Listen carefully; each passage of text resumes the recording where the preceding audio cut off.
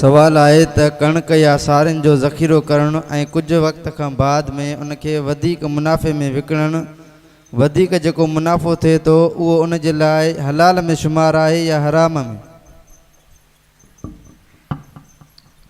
यो हलाल आहे। ज़ख़ीरा अंदोज़ी ज़ख़ीरा अंदोज़ी उन वक्त नाजायज़ आहे जंहिं वक्त में माण्हुनि में ॾुकर पियल हुजे, अन्न न मिले। सम्झे? बाक़ी अन्न जाम पियो आहे बाज़ार में विकिरे जे लाइ, तूं रखियो त ॾिसां मतां वधे, पोइ जेकॾहिं उन में तोखे मुनाफ़ो मिली वियो त इहो हराम न आहे। ज़ख़ीरा अंदोज़ी उन वक्त में हराम आहे जंहिं वक्त में अन्न बाज़ार में कोन हुजे, नथो मिले, त पोइ तोखे ज़ख़ीरो न आहे रखिणो, बाज़ार में आणणो आहे। बाक़ी हूअं हरू भरू ज़ख़ीरा अंदोज़ी मना न आहे।